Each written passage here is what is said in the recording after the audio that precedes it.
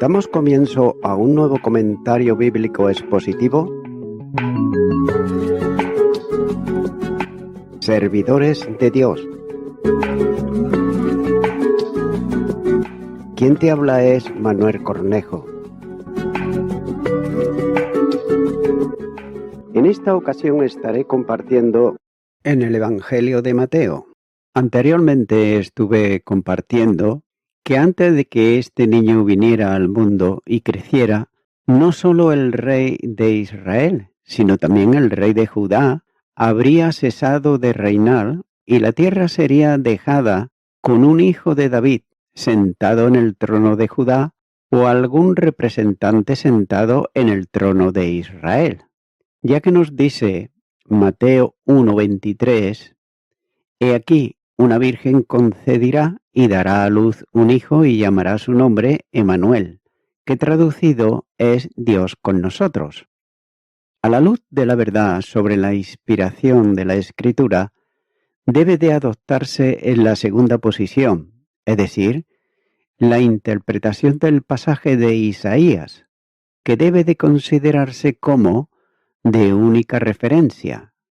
Podría darse argumentos que permiten mantener esta posición.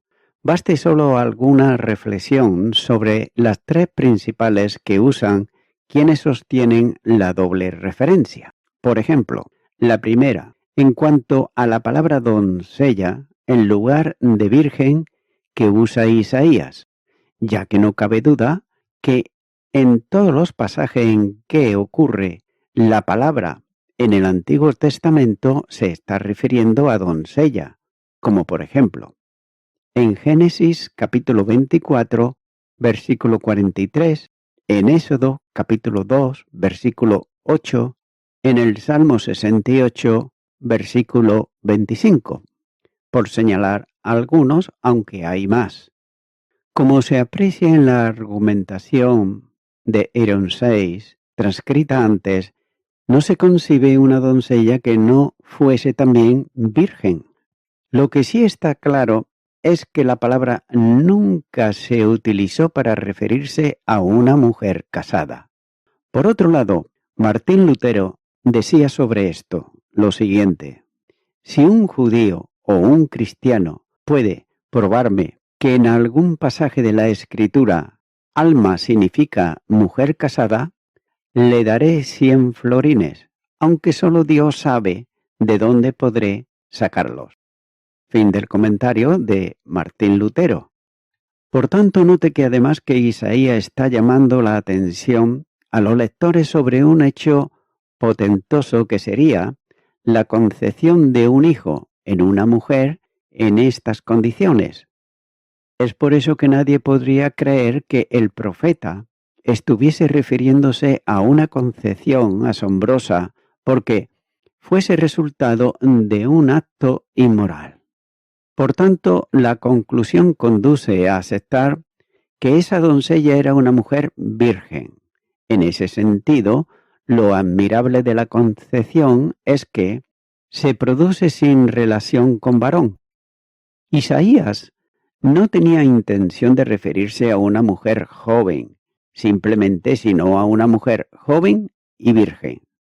En segundo lugar, está la idea de que Mateo adapta a su voluntad el traslado del texto cambiando la palabra doncella por virgen, sobre la base de la reflexión anterior, ya que confirma que la idea que se tenía del significado de la profecía de Isaías es la de la virgen más que la de doncella. Por tanto, la palabra que usa aquí Mateo, bajo la dirección del Espíritu Santo, es la que corresponde al pensamiento de Dios contenido en las palabras del profeta. Por tanto, la Virgen es María y Emmanuel es Jesús. Mateo apela a la profecía para demostrar que Jesús, el hijo que nació de María, era Emmanuel. Además, el mismo profeta Isaías reafirma esa misma verdad un poco más adelante cuando escribe: porque un niño no es nacido, hijo no es dado, y el principado sobre su hombro, y se llamará su nombre Admirable, Consejero, Dios fuerte, Padre eterno, Príncipe de paz. Isaías, capítulo 9, versículo 6. José recibe en el mensaje del ángel la seguridad de lo que se había concedido en su desposada María, es Dios con nosotros, es decir, que aquella concepción milagrosa por obra del Espíritu Santo traería como resultado el alumbramiento de Dios hombre, y que lo que nacería era santo, porque era Dios mismo revestido de humanidad. Y aquel Verbo fue hecho carne, y habitó entre nosotros, y vimos su gloria, gloria como del unigénito del Padre, lleno de gracia y de verdad. Evangelio de Juan, capítulo 1 y versículo 14. O también Dios manifestado en carne. La primera carta a Timoteo, capítulo 3, versículo 16, dice: indiscutiblemente grande es el misterio de la piedad. Dios fue manifestado en carne, justificado en el Espíritu, visto de los ángeles, predicado a los gentiles, creído en el mundo, recibido arriba en gloria. En aquel que iba al umbral, su desposada María iba a habitar corporalmente la plenitud de la deidad. Colosenses capítulo 2, versículo 9. Por otro lado, Henningsen escribe sobre esto y dice que en Emmanuel Dios ha venido a habitar con nosotros, como señala el Evangelio de Juan capítulo 1 y versículo 14, ya que ninguno podrá sondear las riquezas de esa gracia por la que Dios, por medio de Emmanuel, ha venido a habitar con los pecadores, con el fin de decir algo, por lo menos, como medio de una explicación mayor, es probable que sea mejor obtener la información del propio Evangelio de Mateo, ya que esto significa que en Cristo Dios vino a habitar con los dolientes para sanarlos, como señala el capítulo 4 y versículo 23. También con los endemoniados para libertarlos, capítulo 4, versículo 24. Y también con los pobres en espíritu, etc., para bendecirlos, capítulo 5, versículo 1 al 12. También con los afanosos, para liberarlos de su afán, capítulo 6, versículo 25 al 34. También con los juzgadores, para advertirles, capítulo 7, versículo 1 al 5. También con los leprosos para limpiarlos, capítulo 8, versículo 1 al 4. También con los enfermos para sanarlos, capítulo 8, versículos 14 al 17. También con los hambrientos para darles de comer, capítulo 14, versículo 13 al 21. También con los inválidos para restaurarlos, capítulo 12, versículos 13 y 15. Y sobre todo, con los perdidos para buscarlos y salvarlos, capítulo 18, versículo 11. Fin del comentario de Henningsen. Note que la grandeza de Emmanuel es que Dios se hizo pobre para venir al encuentro de los miserables y hacerlos ricos en su gracia, también para elevarlos de sus miserias a la condición de hijos, de su desesperación, haciéndoles él mismo esperanza para ellos, y de su desaliento para darles la provisión necesaria en cada momento, haciéndose para cada uno el pan de vida que desciende del cielo.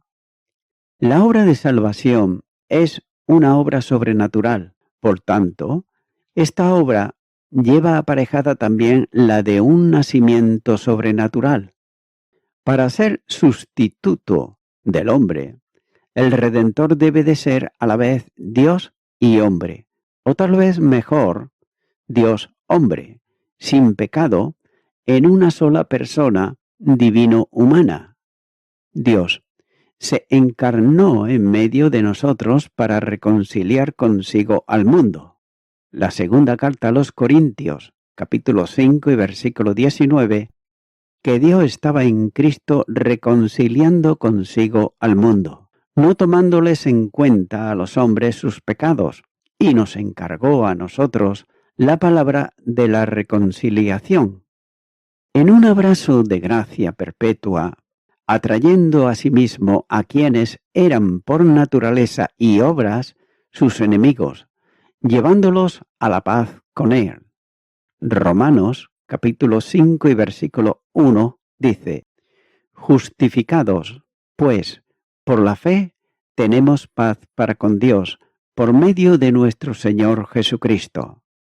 La santidad esencial de Dios y su justicia, manifestada en la ley, pone a Dios contra nosotros, por nuestros pecados. Pero, en Jesucristo, como Emmanuel, se hace Dios con nosotros, y todavía más, se hace Dios por nosotros. Romanos, capítulo 8 y versículo 31 dice: ¿Qué pues diremos a esto? Si Dios es por nosotros, ¿quién contra nosotros? Continúo ahora con Mateo capítulo 1 y versículo 24, donde dice: Y despertando José del sueño, hizo como el ángel del Señor le había mandado, y recibió a su mujer. El despertar de José no indica necesariamente que la revelación angélica se la hubiera mostrado en un sueño, sino que, como se ha considerado anteriormente, fue a la hora del sueño. Como literalmente se lee, ya pudo conciliarlo luego sin inquietudes ni reflexiones que lo pudiesen privar.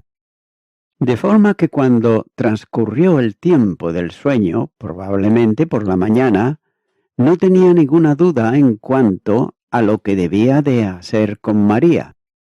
El mensaje del ángel fue para él un mandato divino que sólo requería obediencia. Por eso hizo como le ordenó el ángel del Señor. María sería recibida en su casa como su esposa, tal y como se había determinado en el compromiso de desposorios. José debió de haber celebrado la boda con María como era habitual entonces, y como se describe por el mismo Señor en la parábola de las 10 vírgenes, ya que pasaría a recoger a María con la que estaba desposada, y, acompañados del cortejo nupcial, se celebraría el resto de la ceremonia del casamiento, que incluía el festejo de las bodas. Por eso escribió Mateo cuando dice: y la tomó por su esposa. Ahora bien, no se dice nada de esto en el texto bíblico, pero cabe suponerlo así. Aquello que había sido motivo de preocupación para José quedó resuelto por la acción de la providencia divina, que acudió en su ayuda y resolvió definitivamente sus dudas sobre aquella situación. Continúo ahora con el versículo 25, donde dice: pero no la conoció hasta que dio a luz a su hijo primogénito y le puso por nombre Jesús. El evangelista Mateo insiste en la concesión sobrenatural del Hijo de Dios, ya que José recibió a María, su esposa, como le había instruido el ángel. La convivencia en la casa como matrimonio no fue de modo habitual. El texto afirma que no la conocía, es decir, no tuvo relaciones íntimas hasta que María dio a luz un hijo. Las palabras del texto griego, desde la literalidad, no permiten afirmar la virginidad perpetua de María, como algunos, por otro lado, pretenden. Buscando una base para sustentar esa idea, se ven obligados a traducir el texto como: y sin conocerla dio a luz a un hijo. Pero la construcción gramatical en el griego no permite verter la cláusula de ese modo, ya que el modo verbal es imperfecto de indicativo en voz activa, negativizado por el adverbio de negación, no que lo precede. Exige traducir como no la conocía, es decir, no mantenía relaciones con ella hasta que llegó el alumbramiento del Hijo concedido en ella por el Espíritu Santo. La estructura gramatical es contundente con el establecimiento de temporalidad definida, es decir, no tuvieron intimidad matrimonial en tanto que no nació el hijo. El texto exige entender que, después de que el alumbramiento tuvo lugar, convivieron como matrimonio, sin ninguna limitación, de acuerdo con lo que la ley establecía como deber conyugar. Éxodo capítulo 21, versículo 10. Confirmado también por Pablo en sus escritos, por ejemplo, en la primera carta a los Corintios, capítulo 7, versículos 5 al 7, dice: No os neguéis el uno al otro, a no ser por algún tiempo de mutuo consentimiento, para ocuparos sosegadamente en la oración, y volver a juntaros en uno para que no os tiente Satanás a causa de vuestra incontinencia. Mas esto digo por vía de concesión, no por mandamiento. Quisiera más bien que todos los hombres fuesen como yo, pero cada uno tiene su propio don de Dios, uno a la verdad de un modo y otro de otro. De la misma forma que algunos intentan demostrar lo indemostrable de la virginidad perpetua de María, así también otros introdujeron en algunos manuscritos la palabra primogénito para determinar a Jesús como el primero de los hijos de aquel matrimonio. El primero adoptado por José, los restantes engendrados por él. El sustantivo como calificativo no parece en los manuscritos más seguros, y seguramente que se trata de una interpolación. Pero note que la Escritura guarda silencio sobre las causas que motivaron al matrimonio de José y María para abstenerse de mantener relaciones íntimas. Pero no cabe duda que ante un hecho tan portentoso, ambos, en un profundo respeto por la obra que Dios hacía, ejercieron el dominio propio hasta que el nacimiento de Jesús cerró esta etapa. Pero nótese que por otro lado, se afirma en las Escrituras que Jesús tuvo más hermanos y hermanas, miembros de la familia con él. Mateo capítulo 12 y los versículos 46 y 47 dice: Mientras él aún hablaba a la gente, he aquí su madre y sus hermanos estaban afuera y le querían hablar, y le dijo uno: He aquí tu madre y tus hermanos están afuera y te quieren hablar. También en el Evangelio de Marcos, capítulo 3, los versículos 31 al 32, dice: Vinieron después sus hermanos y su madre, y quedándose afuera enviaron a llamarle. Y la gente que estaba sentada alrededor de él le dijo: Tu madre y tus hermanos están afuera y te buscan. El Evangelio de Juan, capítulo 2 y versículo 12, dice: Después de esto descendieron a Capernaum, él, su madre, sus hermanos y sus discípulos, y estuvieron allí no muchos días. Y Hechos de los Apóstoles, capítulo 1 y versículo 14, dice: Todo esto perseveraban unánimes en oración y ruego, con las mujeres y con María, la madre de Jesús, con sus hermanos. En el estricto propósito de Mateo de demostrar la mesianidad de Jesucristo, introduce todos estos datos para mostrar que José no tuvo relación alguna en la concesión de Jesucristo y que éste no nació por voluntad humana, sino conforme al propósito de Dios, que siendo el unigénito del Padre, no podía tener otro Padre que no fuese celestial. Además, la relación directa con José, del primogenitor a hijo, acarrearía el problema de la transmisión de la maldición sobre Jeconías, que fue considerada suficientemente anteriormente en el versículo 11. Mateo enseña aquí que el nacimiento de Jesús fue el resultado de la concepción virginal y que ésta, a su vez, fue el cumplimiento de la profecía que lo anunciaba por medio del profeta Isaías. De manera que quien nacía como resultado de aquella obra sobrenatural era Jesús, el Salvador del mundo. Sin embargo, no puede dejar de enfatizarse que la santidad inherente en la humanidad de Jesucristo no está relacionada, como algunos piensan, en la no existencia del Padre humano, que transmitiría la herencia pecaminosa, ya que ésta es transmitida tanto por vía del Padre como de la Madre. El Salmo 51 y versículo 5 dice: He aquí, en maldad he sido formado, y en pecado me concibió mi madre. Sino que la inmaculada santidad del niño que nació de María se establece por la persona divina, que sustenta y santifica la naturaleza humana subsistente en ella.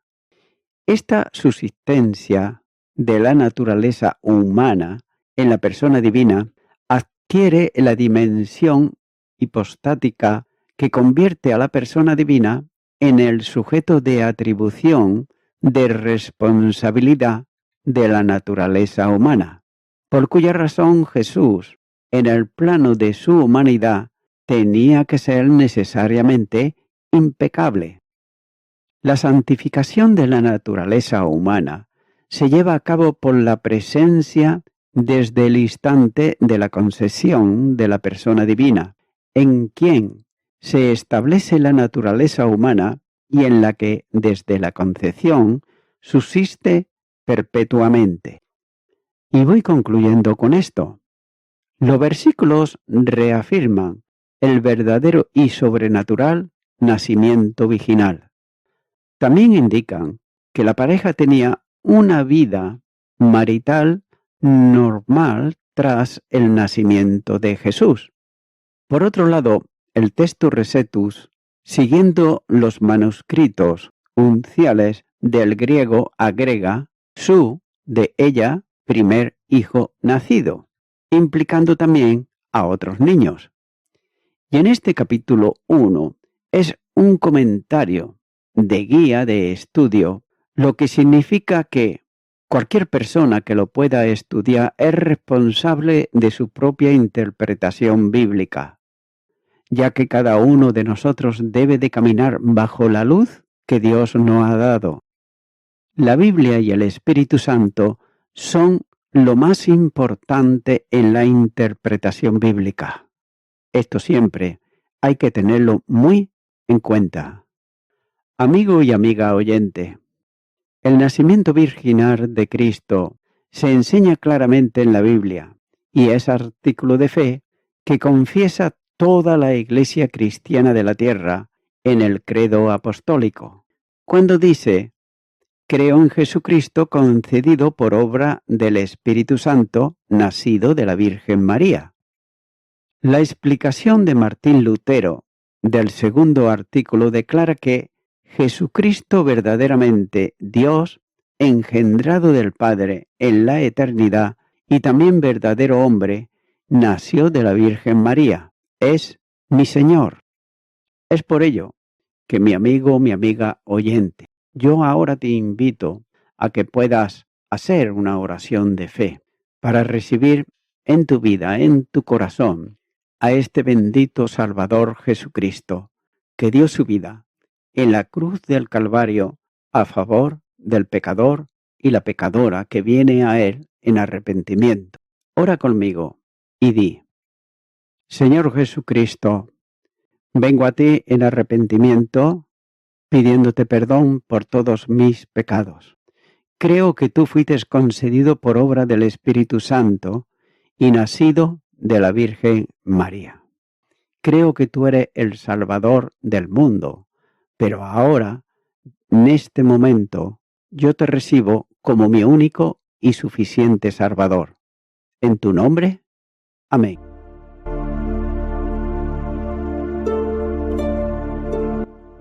Amigo y amiga oyente, si tú has hecho esta oración de corazón, te recomiendo que comiences a orar a Dios, en primer lugar, en el nombre del Señor Jesucristo. Orar a Dios no es rezar, sino que es hablar con una persona. También te recomiendo que leas la palabra de Dios y lo hagas a diario. Comienza, por ejemplo, con el Nuevo Testamento. Y también, por último, te recomiendo que para que puedas crecer espiritualmente, te congregues en una iglesia cristiano-evangélica, donde se predique, se enseñe y se practique la sana doctrina y la palabra de Dios. Congrégate ahí y con el tiempo podrás crecer espiritualmente y también servir al Señor Jesucristo. Que Dios te bendiga. Y a toda la audiencia, nuevamente ya me estoy despidiendo de todos ustedes y será hasta el próximo programa. Que Dios os bendiga a todos.